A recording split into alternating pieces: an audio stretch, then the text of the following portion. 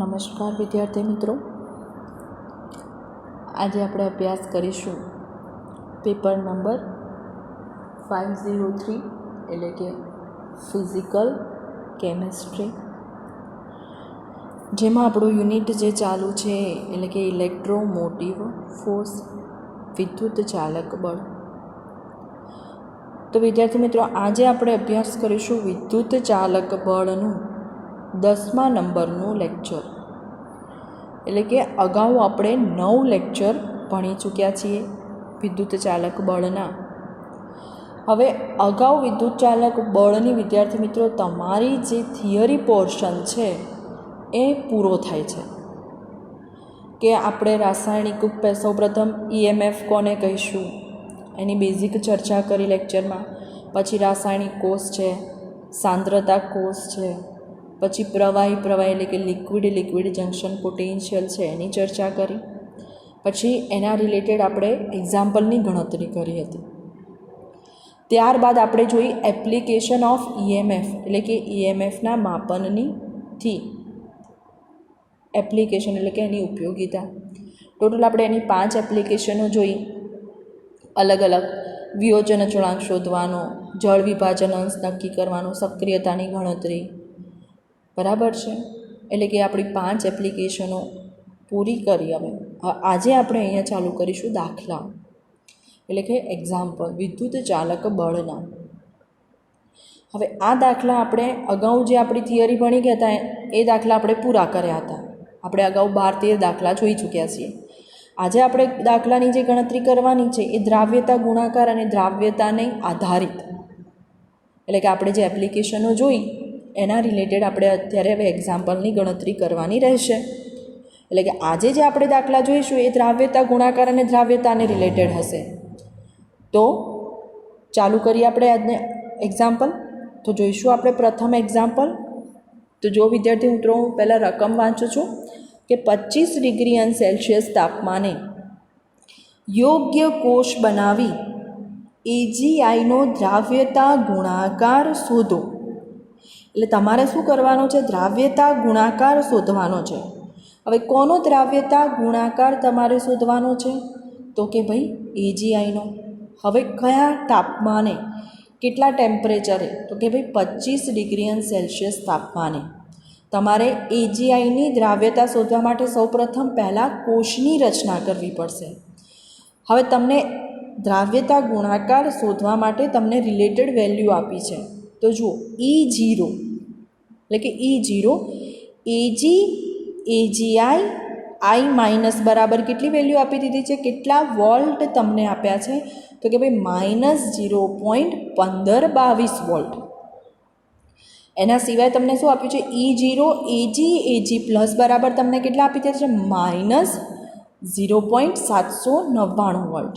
અને બીજું તમને શું આપી દીધું છે? 25 ડિગ્રી સેલ્સિયસ તાપમાને 2.303 RT/F ભાગ્યા RT/F બરાબર તમને વેલ્યુ આપી દીધી છે 0.059. જે આપણે અગાઉ પણ આની કેલ્ક્યુલેશન જોઈ હતી. તો એ તમને કેટલી આપી દીધી છે? 0.05915 25 ડિગ્રી સેલ્સિયસ તાપમાને. તો વિદ્યાર્થી મિત્રો, ચાલુ કરીશું આપણે દાખલો. આપણે દાખલામાં શું ફાઇન્ડ કરવાનું છે?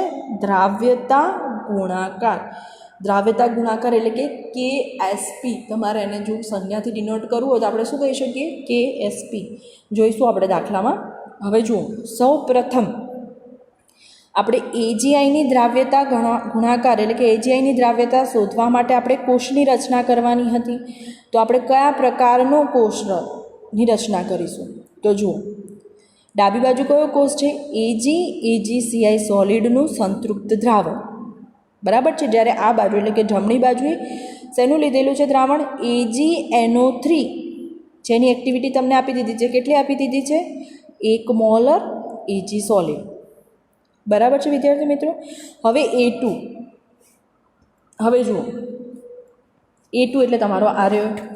તો A2 બરાબર આપણે લખવું તો શું લખી શકાય? AgNO3માં એટલે કે AgNO3નું જે દ્રાવણ છે એમાં AgNO3માં Ag પ્લસની સક્રિયતા બરાબર કેટલા થશે? 1 મોલર. હવે A1 એટલે કે આપણું AgIનું જે સંતૃપ્ત દ્રાવણ છે એ તો એના બરાબર કેટલા થશે? AgIમાં Ag પ્લસની સક્રિયતા જે તમને આપી નથી તો આપણે શું લખી શકીએ? Activity of Ag plus. અહીંયા તમને Ag પ્લસની સક્રિયતા આપી દીધી છે 1 મોલર. જ્યારે A1ની સક્રિયતા તમને આપી નથી તો આપણે શું કહી શકીએ કે AgIના દ્રાવણમાં Ag પ્લસની સક્રિયતા એટલે કે એ Ag પ્લસ પછી ઇલેક્ટ્રોન n બરાબર ઇલેક્ટ્રોનની સંખ્યા એટલે કેટલા છે? અહીંયા મુક્ત થતા ઇલેક્ટ્રોન કેટલા હશે? 1. તો આ થઈ ગયું આપણું કોષ. પછી આપણે કોષ પરથી આપણે શું શોધીશું? કોષનો EMF એટલે કે E સેલ. તો E સેલ બરાબર શું થાય? E ઓક્સિડેશન વત્તા E રિડક્શન. આ થયું આપણું સૂત્ર. E ઓક્સિડેશન એટલે કે આપણે આ કોષ ઉપર શું થશે? ઓક્સિડેશન એટલે કે EAgAgI I માઇનસ. હવે જુઓ એની વેલ્યુ તમને આપી દીધી છે. કેટલી આપી છે? 0.1522 જે તમને દાખલાની રકમમાં જ આપી દીધી છે. અને આ બાજુ જે છે એ Ag પ્લસ Ag એટલે કે રિડક્શન. તો એની વેલ્યુ પણ તમને આપી દીધી છે. કેટલી આપી છે? 0.799. જો વિદ્યાર્થી મિત્રો તમને E0 દાખલામાં જે વેલ્યુ આપી છે ને તમને કઈ આપેલી છે? -0.799. પણ અહીંયા મેં શું લખ્યું છે? +0.799. તો જુઓ કારણ કે આપણને જે આપી છે ને ઓક્સિડેશન વેલ્યુ આપી છે Ag થી Ag પ્લસ. જ્યારે આપણે કઈ વેલ્યુ લેવાની છે? રિડક્શન વેલ્યુ એટલે કે Ag પ્લસથી Ag. માટે અહીંયા શું આવશે? 0.799. હવે આખો આપણે E સેલ એટલે કે E ઓક્સિડેશન વત્તા E રિડક્શન લખવું હોય તો આપણને કેટલા મળશે? E સેલ બરાબર 0.6468 વોલ્ટ. તો આ તે વિદ્યાર્થી મિત્રો આપણી E સેલની કિંમત. હવે આપણે શું શોધીશું? કોષનો EMF. તો કોષનો EMF શોધવા માટેનું આપણું સૂત્ર શું હતું? E સેલ બરાબર 0.059/n log A2/A1. હવે E સેલ આપણે આગળ જોઈ ચૂક્યા કે E સેલ બરાબર આપણને કેટલું મળ્યું હતું? 0.6468. તો એના બરાબર આપણે આ લખીશું. હવે 0.059 n બરાબર 1 હતા એટલે આપણે 1 લખીએ કે ના લખીએ? log A2 બરાબર આપણને કેટલા મોલર આપ્યા છે? 1 મોલર. કારણ કે A2 તરીકે આપણે શેનું દ્રાવણ લીધું છે? AgNO3નું. અને AgNO3માં આપણે શેની સક્રિયતા હતી? Ag પ્લસની જે તમને કેટલી આપેલી હતી? 1 મોલર ભાગ્યા A1 એટલે કે આપણું AgIનું સંતૃપ્ત દ્રાવણ. તો હવે AgIનું જે સંતૃપ્ત દ્રાવણમાં Ag પ્લસની જે સક્રિયતા હતી એ આ બરાબર આપણે કેટલા લખ્યા હતા? Ag plus. હવે આ શું કરીશું? આ 0.059 છે એને આપણે આ બાજુ લઈ દઈશું. તો સૂત્રમાં શું બનશે આગળ નેક્સ્ટ? તો પછી 0.6468 ભાગ્યા 0.059 is equal to log 1 minus log activity of Ag plus log 1 એટલે શું થશે? 0 અને 0.6468 ભાગ્યા 0.059 બરાબર કેટલા મળશે આપણને? 10.9627. જ્યારે આ બાજુ આપણને શું મળશે? Minus log Ag plus. કારણ કે આ તો આખું પદ શું થઈ જશે? 0. હવે આપણે શું કરીશું? આપણને Ag પ્લસની એક્ટિવિટી ખબર નથી તો આપણે શેના કરતાં બનાવીશું? Ag પ્લસ એટલે કે આખું પદ log Ag પ્લસ. તો log Ag પ્લસ બરાબર -10.9627. હવે આપણે log દૂર કરવો હોય તો ખાલી એક્ટિવિટી ઓફ Ag પ્લસ જોઈશે તો આપણે શું લઈશું? Ag પ્લસ બરાબર તમને શું મળશે? 1.090 × 10⁻11. બરાબર છે વિદ્યાર્થી મિત્રો? તો આપણને આ જે એક્ટિવિટી મળી એ આપણને શેની એક્ટિવિટી મળી? Ag પ્લસની. બરાબર છે? કયા Ag પ્લસની? તો કે AgIના જે સંતૃપ્ત દ્રાવણમાં જે Ag પ્લસ આપેલું છે ને એની આપણને એક્ટિવિટી પ્રાપ્ત થઈ 1.090 × 10⁻11. તો હવે જોઈશું આગળ. તો જુઓ AgIના સંતૃપ્ત દ્રાવણમાં એક્ટિવિટી ઓફ AgI એટલે કે શેનું દ્રાવણ હતું સંતૃપ્ત દ્રાવણ? તો કે ભાઈ AgIનું. તો activity of Ag plus is equal to activity of I minus. બરાબર છે? એટલે કે Ag પ્લસ બરાબર શું થશે? I minus. એટલે કે જે એક્ટિવિટી Ag પ્લસની તમને મળી એ જ એક્ટિવિટી પણ કોની મળશે? I માઇનસની. તો આપણે શું લખી શકીએ? જો AgIના સંતૃપ્ત દ્રાવણમાં એક્ટિવિટી ઓફ Ag પ્લસ બરાબર એક્ટિવિટી ઓફ I માઇનસ. તો આપણને Ag પ્લસની એક્ટિવિટી કેટલી મળી હતી? 1.09 ઇન્ટુ 10⁻⁻11. તો એ પણ શેની એક્ટિવિટી થશે? I માઇનસની. હવે દ્રાવ્યતા ગુણાકાર, કોનો દ્રાવ્યતા ગુણાકાર આપણે શોધવાનો હતો વિદ્યાર્થી મિત્રો? AgIનો. અને દ્રાવ્યતા ગુણાકાર બરાબર આપણે શું લખીએ? KSP. એટલે કે KSP કોનો KSP? તો કે ભાઈ AgIનો. તો એનું સૂત્ર શું થશે? એક્ટિવિટી ઓફ Ag પ્લસ ગુણ્યા એક્ટિવિટી ઓફ I માઇનસ. તો શું થશે? બંનેની એક્ટિવિટી સેમ છે. 1.09 ઇન્ટુ 10⁻11 ઇન્ટુ 1.09 ઇન્ટુ 10⁻11. તો KSP બરાબર કેટલા થશે? 1.19 ગુણ્યા 10⁻22. તો આ થયો તમારો આન્સર, AgIની દ્રાવ્યતા ગુણાકાર. તો આ થયો તમારો દ્રાવ્યતા ગુણાકારનો પ્રથમ દાખલો વિદ્યાર્થી મિત્રો, કે આપણે શેની દ્રાવ્યતા શોધી? તો કે ભાઈ AgIની 25 ડિગ્રી સેલ્સિયસ તાપમાને મને કેટલી KSP મળે છે? તો કે 1.19 ગુણ્યા 10⁻22. બરાબર છે વિદ્યાર્થી મિત્રો. હવે આપણે જોઈશું આના જેવો બીજો એક દાખલો. તો જુઓ, હું પહેલાં રકમ વાંચીશ. નીચેના કોષનો EMF, હવે આપણે અગાઉ જે શોધ્યો હતો એ 25 ડિગ્રી હતો. આ જે આપણને મળ્યો છે, આપણને કેટલા ડિગ્રી શોધવાનો છે? 18 ડિગ્રી સેલ્સિયસ તાપમાને 0.814 વોલ્ટ માલુમ પડ્યું. એટલે કે 18 ડિગ્રી સેલ્સિયસ તાપમાને તમે જે નીચે તમને જે કોષ આપ્યો છે એનો EMF તમને ડાયરેક્ટ આપી દીધો છે 0.814 વોલ્ટ. હવે જો હું કોષ વાંચું કે AgCI સોલિડ, બીજું શું અંદર લીધેલું છે? 0.1 normal KI, NH4NO3, 0.1 normal AgNO2 અને Ag સોલિડ. હવે તમને શું કીધું છે? અહીંયા ઉપરનો જે કોષ છે એમાં KI અને AgNO3નું સંપૂર્ણ આયનીકરણ થાય છે. તો AgIનો દ્રાવ્યતા ગુણાકાર અને દ્રાવ્યતા શોધો. હવે જો તમને બે શોધવાનું કીધું છે, દ્રાવ્યતા ગુણાકાર એટલે કે KSP અને દ્રાવ્યતા એટલે કે કેપિટલ S, બંનેની ગણતરી તમારે કરવાની રહેશે. હવે તમને શું કીધું છે કે 18 ડિગ્રી સેલ્સિયસ તાપમાને 2.303 RT/F બરાબર તમને કેટલા આપી દીધા છે? 0.058. તો વિદ્યાર્થી મિત્રો, આ થઈ તમારી બીજા દાખલાની રકમ, જેમાં આપણે બંને વેલ્યુ શોધવાની છે, KSP અને S એટલે કે દ્રાવ્યતા. તો જોઈશું દાખલો. હવે જુઓ, અહીંયા તમે પહેલાં કયું સૂત્ર વાપરશો? તો કે ભાઈ અહીં કોષનો EMF બરાબર 0.058/n log A2/A1. આ થયું તમારું સૂત્ર. બરાબર છે. હવે તમને શું કીધું છે કે A2 is greater than A1, એટલે કે A1 કરતાં A2ની વેલ્યુ અહીંયા કેવી હશે? વધારે હશે. તો સૌ પ્રથમ આપણને કઈ કઈ વેલ્યુ આપી છે એ જોઈએ. તો તમને અત્યારે જુઓ દાખલામાં E સેલ બરાબર તમને ડાયરેક્ટ આપી દીધા છે કે ભાઈ 0.814 વોલ્ટ. હવે N બરાબર 1 એટલે કે મુક્ત થતા ઇલેક્ટ્રોનની સંખ્યા. A1 એટલે કે તમારી ડાબી બાજુવાળું તમારું કયું દ્રાવણ હતું? કયું સોલ્યુશન હતું? AgI solid. એટલે કે આપણે A1 લખવું તો શું લખી શકાય? Ag પ્લસની સક્રિયતા. કયા Ag પ્લસની સક્રિયતા? કે જે ડાબી બાજુ AgIનું સોલ્યુશન આપણને આપેલું છે એમાં Ag પ્લસની સક્રિયતા. જ્યારે જમણી બાજુ આપણને શેનું દ્રાવણ આપી દીધું છે? AgNO3નું. તો કે ભાઈ AgNO3માં Ag પ્લસની સક્રિયતા તમને આપી દીધી છે ફરી પાછી 0.1 નોર્મલ. તો તમને શેની સક્રિયતા આપેલી નથી? A1ની. બરાબર છે. તો આપણું સૂત્ર શું થશે? E સેલ બરાબર અગાઉ આપણે જે સૂત્ર હતું એ આ રહ્યું. બરાબર છે.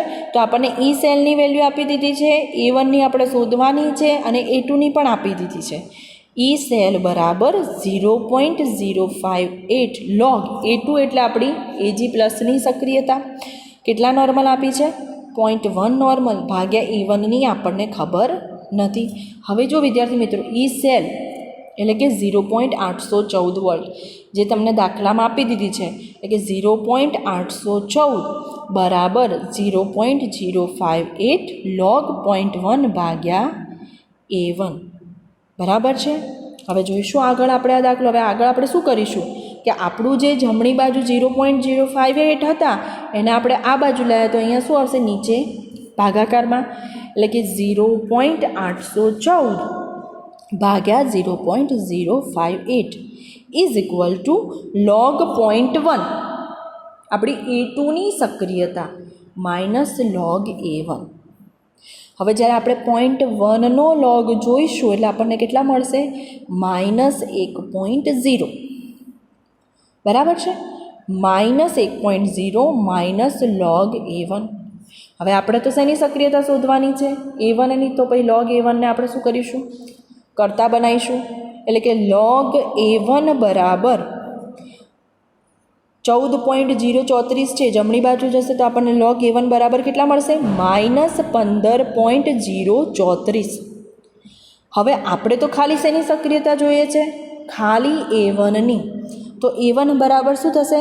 એન્ટીલોગ. કારણ કે લોગ દૂર કરીને આ બાજુ લઈ જઈશું તો એનો લોગનો આપણે શું જોઈશું? એન્ટીલોગ. તો એન્ટીલોગ ઓફ -15.034. -15.034 તમે સાયન્ટિફિક કેલ્સીમાં એન્ટીલોગ જુઓ તો શું કરીશું આપણે? શિફ્ટ ln કાઉન્સમાં -15.034 કાઉન્સ પૂરો તમે એટલું કરશો અને ઇઝ ઇક્વલ ટુ કરશો એટલે તમને કેટલો જવાબ મળશે? 9.25 ગુણ્યા 10⁻16. તો આ જે વિદ્યાર્થીઓ મળી એ તમને શેની સક્રિયતા મળી? A1ની. એટલે કે આપણા A1 બરાબર કેટલા થશે? 9.25 ગુણ્યા 10⁻16. તો આપણને જે આ સક્રિયતા મળી એ કોની મળી? AGIમાં.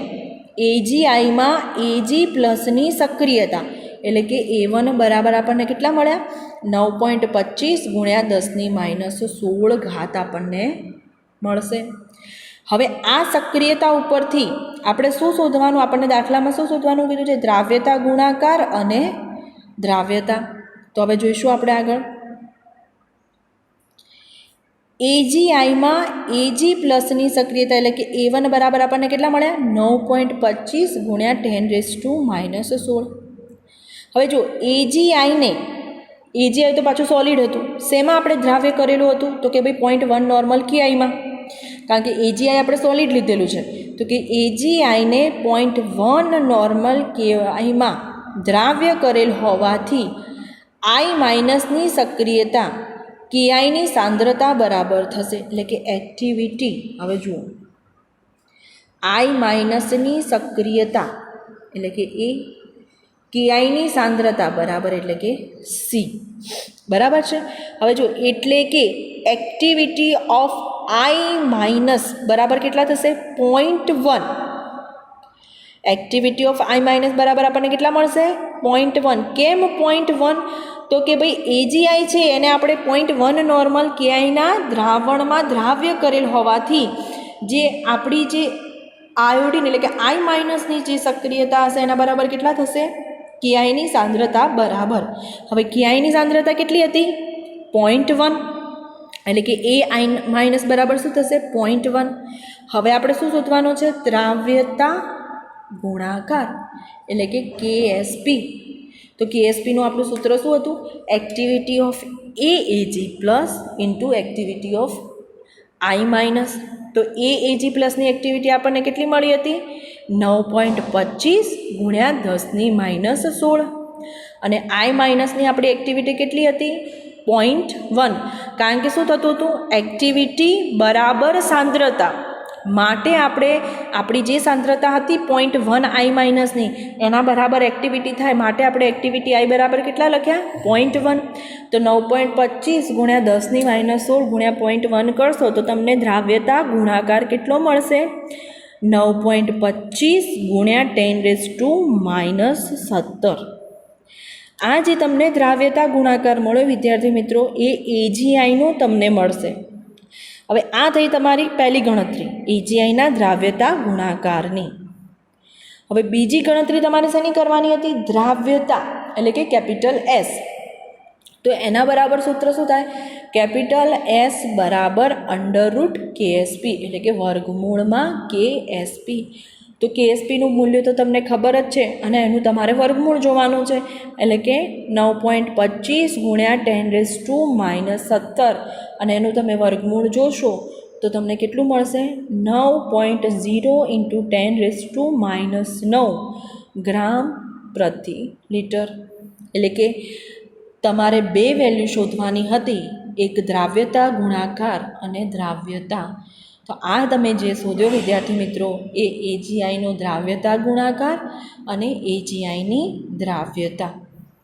તો વિદ્યાર્થી મિત્રો આજના જે લેક્ચરમાં આપણે અત્યારે બે એક્ઝામ્પલ જ જોઈશું અને બે એક્ઝામ્પલમાં આપણે પ્રથમ એક્ઝામ્પલમાં દ્રાવ્યતા ગુણાકારની ગણતરી જોઈ અને બીજા એક્ઝામ્પલમાં આપણે દ્રાવ્યતા ગુણાકાર અને દ્રાવ્યતાની.